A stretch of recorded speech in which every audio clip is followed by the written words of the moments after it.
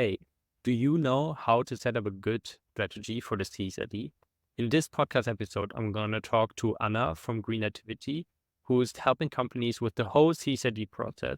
So the CSRD, the DMA, but also and especially in how companies can set up a strategy to not only become CSRD compliant, but also become sustainable in the long run. If this interests you, definitely check out that episode.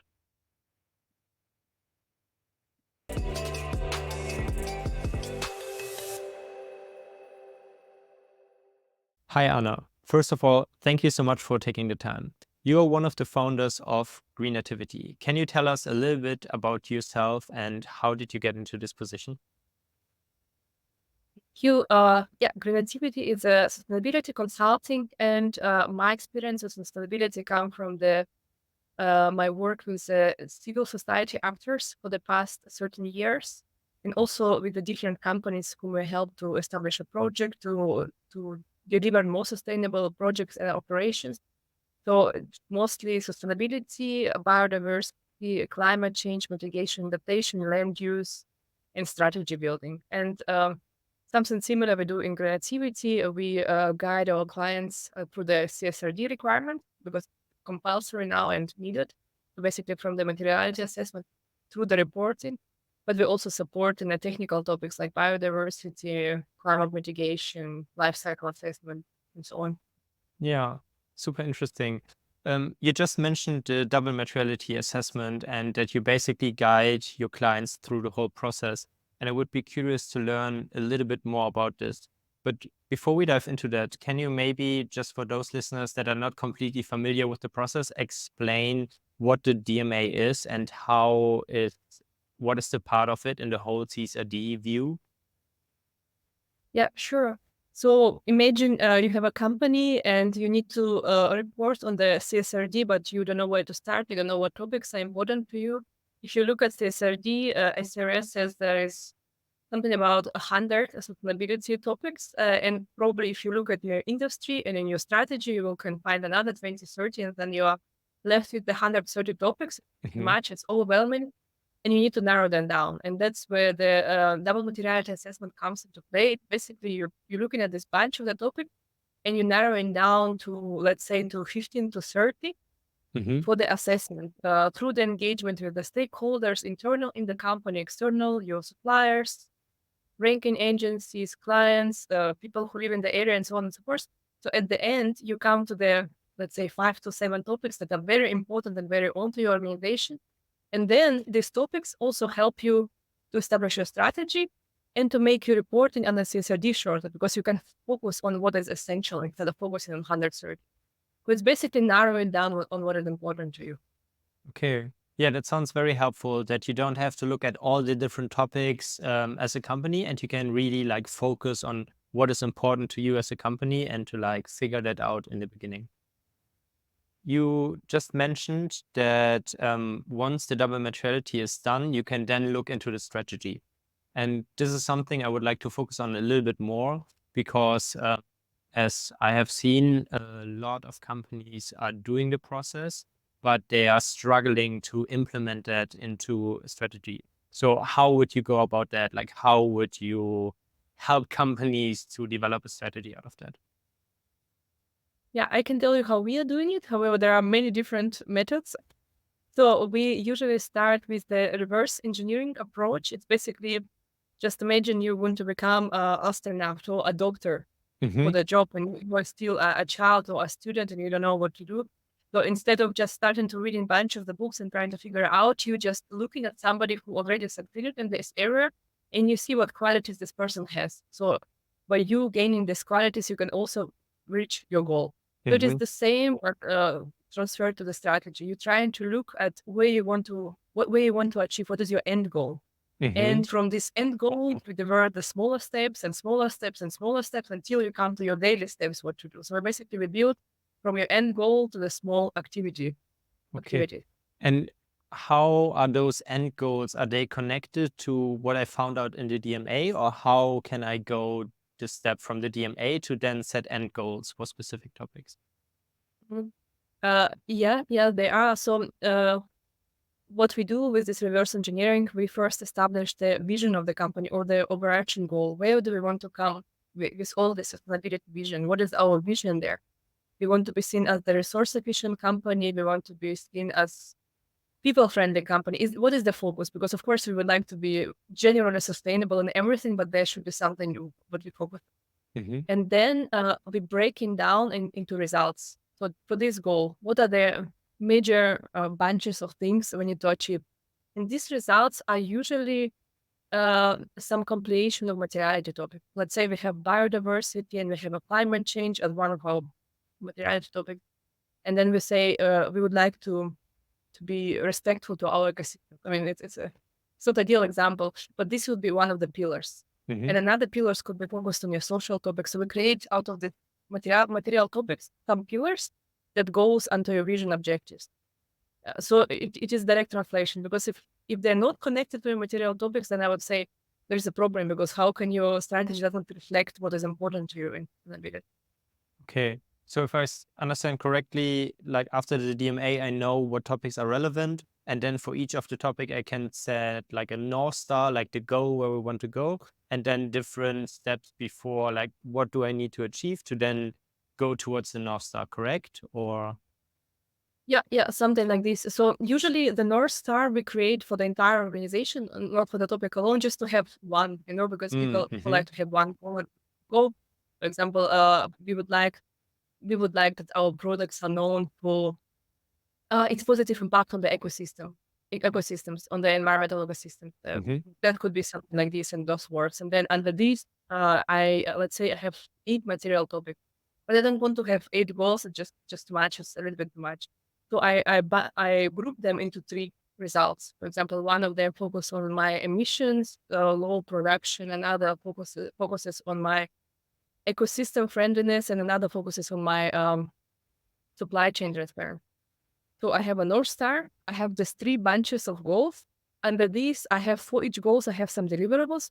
So what do I need to have? For example, let's say supply chain transparency. For this, first, my deliverable would be to map out my supply chain, so I know what is happening there. So I know the status quo and I understand the risks. The next one would be to do something about it, to introduce the mitigation measure and so on. So this is a deliverable. But then deliverables are still pretty generic. I would like to know still step by step what do I do tomorrow. So I break down every deliverable in activity. Let's say for the mapping. So we build a group who is responsible for this. We we make a categorization of all of our products. We have 10 groups where we group the products. Then we see which suppliers deliver which products, and then we see what the suppliers already have in terms of sustainability. And then we make out of this gap analysis. So this will be the steps to make this mapping. And we do this for each of the deliverables. So it's like a pyramid. It goes from the North Star, many, many different things. And let's say we have these activities. Then we put them on the timeline. So let's say I would suggest for the first strategy to be 3 to 5 years, not to create like long-term strategy straight away, because it can be just too much overwhelming if you're creating something for 10 years to come. And yeah.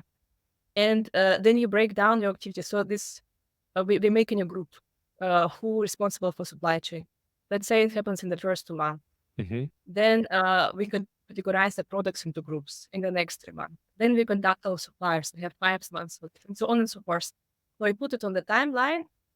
And for each of the activities, we also define a person who is responsible for this, because somebody has to be doing that, and probably to support them, because it's usually done in a groups of people. And we also look at the budgeting, because some things with just each cost, something just the time of yours. But let's take an example, mitigation activity. If I find out that majority of my activities are in my transportation, then I would need to find another ways of transportation. It's probably going to be costly, so I would need to put budget to each activity so I actually can do this. So yeah, we basically build this pyramid from the North Star to activity. Then we put it on the timeline, and then we look who is responsible, who's going to do this, and how much is going to cost. Of course, one can go into more details even after this to look at every initiative in detail, at every activity, what is there going to be, what kind of documents we need, and so forth. So one can go in details almost indefinitely, but this is like an overarching program, I would say. Yeah. No, I really like the overview because I feel like a lot of companies are complaining that the sustainability regulations are so complex and that they don't really understand it and it's not really actionable. And the way you explain it, if you like build up a strategy and you then have very clear deliverables that you want to work on, I think that makes it super actionable and that people actually see that they can like develop something toward the right, the right goal. What I would be curious about in your experience when you're developing this with companies, what are the companies usually struggling with? Which steps are more difficult? Which are maybe more easy for them? What do you think? Um, yeah, a few things. I mean, one of them is would be to see which activities have more impact and which activities are easy to implement. Of course, many companies they would like to go the way of the less resistance as electricity. So it means Mhm. yeah, where I, like Pareto principle, where I can do something very quick so it has a lot of impact, or that has a lot of marketing value for my company, because you know that the drive of the company is not only pure impact but also the marketing and all of Mhm. this. But here we always tell the companies there is, so we created a table of, yeah, which is the table from 0 to 5, where it says, for example, in the beginning, 0 would be I know my material topics, but I don't do anything about it. It is easy and it has no impact whatsoever.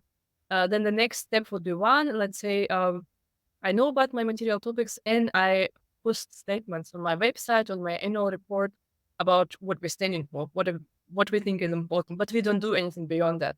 So it is easy to do because to write an article takes a few hours maybe, but impact is also very limited. Jump into, for example, number 3 would be operational strategy. I'm not only posting things and writing policies, but I also changing my business operation. Is it easy to do? No, it's really actually time consuming and times it's also cost effective, but it is has a very high impact. So we show people this how they say this line from 0 to 5, and we say, yeah, we understand that you probably don't want to go to 5 straight away because you just started, but it should not end at 1. So it doesn't mean that you just post things on your website or you make up some codex that nobody knows about, because paper is usually very patient, you know. But if you don't actually do changes and do operations, it's not really feasible. That doesn't make a lot of impacts. People need to have a mix of things that you can communicate, that you can put on your website, but also a mix of things that you actually do.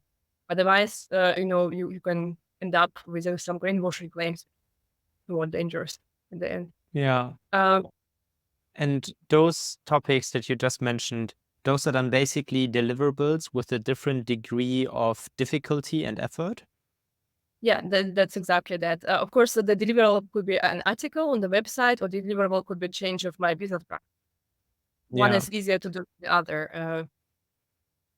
And yeah, the best example of this, for example, is Coca-Cola been trending a lot on LinkedIn lately because they invested tremendous amounts of money into the marketing and they're great in it. But the operations are not changing. And, you know, they're being criticized for that because, I mean, for them it is not easy because it's like cost millions marketing, but operations are not changing. So, in the essence, there is no impact, no intended impact there. Yeah. Yeah, I completely get that. So, what would you recommend to companies to not become the next Coca-Cola? I don't mean it like that, but in a way that, like, how can companies start with that and not just like change their marketing and start greenwashing? But how would you recommend companies to approach the strategy implementation and get going with that? Um, There is no one rule of thumb, but I just would suggest to have a healthy mix. So if you say there is a scale from 0 to 5, you not want to be on 0, and you're probably not going to be on 5, because 5 would be advocacy. You are marketing lead or marketing. You are your industry lead. You are done everything good in your company, and now you want to advocate in your industry. Like let's say you are Coca-Cola and you're in a beverage, and now you are or like you're Patagonia, and you're in the steel industry. They're known for their champion. Hmm. In the beginning, you will not be a champion, yeah.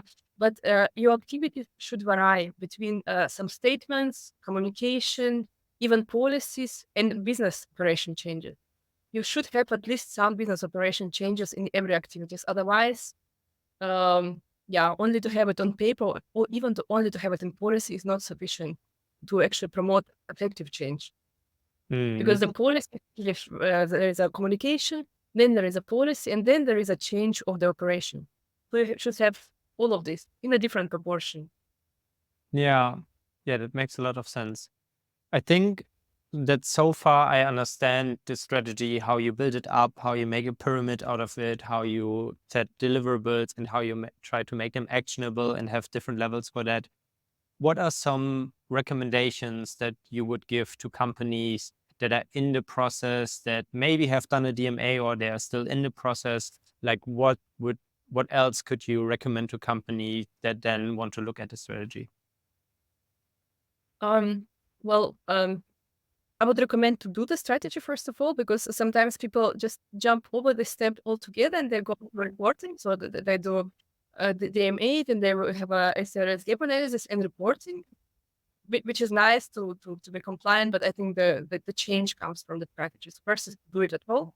The second, as I said, we have this healthy balance of activities between communication and paper-based activities to the operation-based activities to the change. So we have a good ways. Mhm. Another advice is to have a good governance or to know who is doing what, because the paper is very patient, as we know, and all plans are great.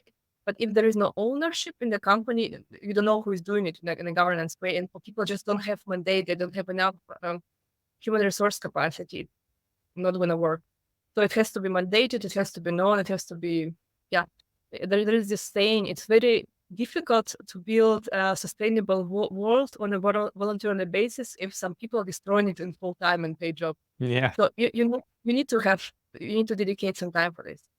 And the last one is to create ownership, not in the sense of time proportion, but in the sense that people in your organization know what you're standing for, and they actually believe and they understand and to some extent agree.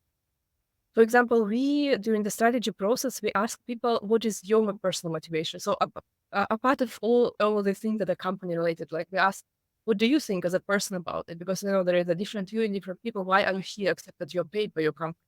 What motivates you? Mhm. Because there should be some way of belonging. Otherwise, it's very difficult to move forward. Yeah. And when you ask people those personal questions, do you feel like then there are other topics that might also get into scope that maybe through a simple double materiality analysis are not in scope, but then through personal motivation, there are more topics that get into scope? Or is that not really a thing and not just me, my wishful thinking? A lot of social topics. People would like to participate in something bigger than them and something good. I mean, if you put it in general. Hmm. So they would like to have impact. Our generation want to have impact rather than just work in a factory and make things very quickly. So Mm. that is what people usually say. And then sometimes they go into one topic or the other because they like one topic or the other. But the overarching topic is that they would like to work for a company that stands for something. And they Mm. would like to believe that they contribute to something good. If not, it become just a routine. Like if it's just about reporting, it's so tedious, it's horrible with all these KPIs and all of these, you know. But if you believe that you actually changes something, it's a completely different story. Yeah. So I say this company spirit, that they would like to believe that it's actually true and not just we're here to take the boxes. Yeah. I can completely understand that. Another question that I get asked quite often is whether I have some material or anything helpful like that. So I'm just going to pass this question on to you. From the things that you just talked about, do you have any material or guides that you are willing to share or that could be helpful to some companies? Yes, we have a free CSRD guide, or free DMA guide with our methodology, with some tips and guide, which you can already download on our webpage, and I'll give you the link. Perfect. And we also have other guides coming. One detailed DMA guide where we disclose all our methodology. It means all the calculations, all the thresholds, all the step-by-step implementation of where the problems usually are coming, how to deal with these problems. So it's actually a very detailed guide. And another one is the CSRD guide, which it basically shows you the entire scope. So not just Mhm. DMA, you've done the DMA, but what are the next steps? How to identify data points, how to deal with them, how to build a report, and so on and so forth. So these are upcoming soon as Perfect. well. Yeah, please send me the links afterwards so I can put them into the show notes so people can just easily access that. I have one last question I would like to ask you. If someone listens to this and they are in the DMA process, or they have just done it, or they're thinking about the strategy, and now next week they have a strategy meeting, what is the one thing that they should take away from this conversation and bring towards the meeting so that they can open a discussion about it and maybe develop their company strategy a little bit? If they're finishing the DMA, you mean? So for me, it's like, let's say I'm listening to this and I want to like implement all the different things that you just said, but it's difficult to like basically play the whole podcast. So what would be the most important thing from what we just discussed, or what would be one argument that you would like to give to someone in that position that they can then mention in a meeting? Oh, well, I would just say basically do the strategy because if you're very focused on CSRD, then CSRD does not necessarily require you to do the strategy. CSRD require you to report, Mhm. and you can report, be compliant. But what do you want to stand for as a company? Do you want just to be passively compliant and that's it, or you want to have actually your USP in something? Be known for your sustainability, be the next Patagonia and something like this. If you want to do that, this is an active approach and it requires a strategy. If you do it a little bit wrong or a little bit, it doesn't matter. You just have to try to do this. Go beyond just compliant. You know, go into active doing something, changing your operation. I think it is very important. Otherwise, we are down to just fulfilling some checking some boxes. Yeah. Yeah, I completely agree. I also believe that those companies that are now being active, that they will profit from that in the future, because CSRD compliant will become the baseline. And then we're looking for all the things that companies do on top and that they do more. So yeah, I completely agree with you just said. Okay. Thank you so much for taking the time. Those were all the questions I had. I'm sure that a lot of people now know a little bit more about how they can set up a strategy in their company. And yeah, I hope that we talk very soon. Thank you so much. Hey, if you come this far, thank you very much for listening to the AtlasZero podcast. If you are interested in this topic, we just launched the AtlasZero Navigator, which is basically a product compiled of all the interviews we ever done, all the materials we either created or collected, comprised into one product. It basically helps you to understand all the sustainability reporting requirements of the EU, and we really think it's super helpful. So if you're interested, definitely check out the link below and check out our product. And also, and I have to ask this, please like and subscribe to our channel. Like, it helps us a ton to reach more people. And at the end, our goal is to help as many companies as possible. So you can help us a little bit in achieving that. Thank you very much. And I hope I see you very soon.